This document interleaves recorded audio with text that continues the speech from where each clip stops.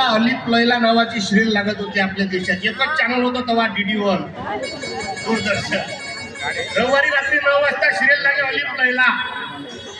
तेव्हा सगळ्या हिंदू धर्माचे लोक, सगळ्या जातीचे लोक ते अलिफ लैला पाहत. मग सकाळी लागे महाभारत.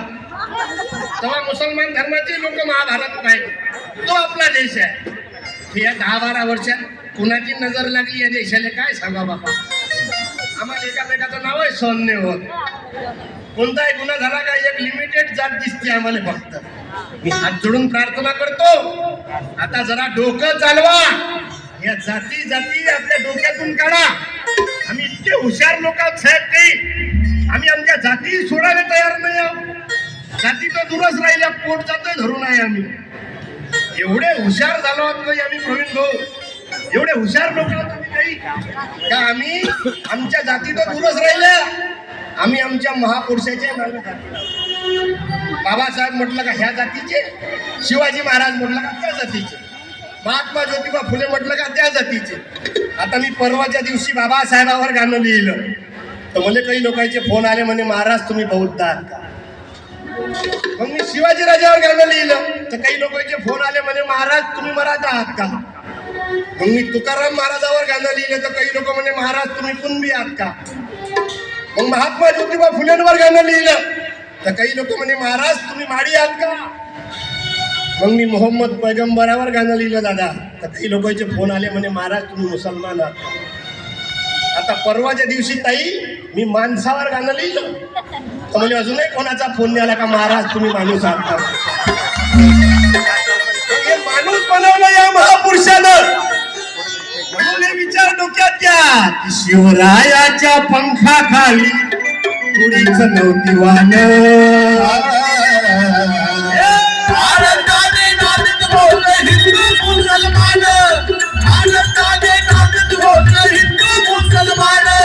शिवरायाच्या पंखाखाली मुळीच नव्हती वान.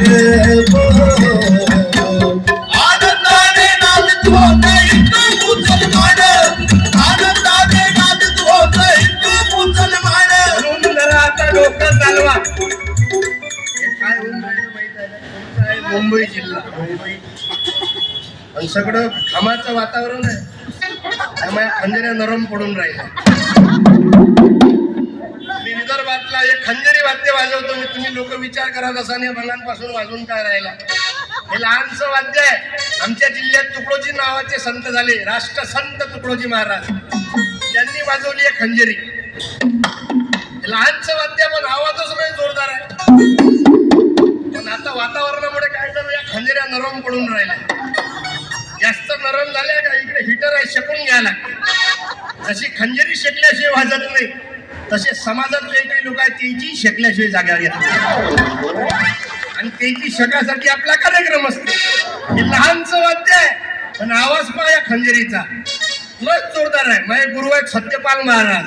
तुम्ही नाव ऐकलं ना? सत्यपाल महाराज माझे गुरु आहेत. त्यांचं कीर्तन ऐकलं मी माझ्या गावाजवळ. तेव्हा 3ऱ्या वर्गात होतो मी. महाराजांच्या खंजऱ्या वाजवल्या. मी महाराजले 4थ्या वर्गात गेल्यानंतर पत्र लिहिलं का महाराज मला खंजरी पाठवा.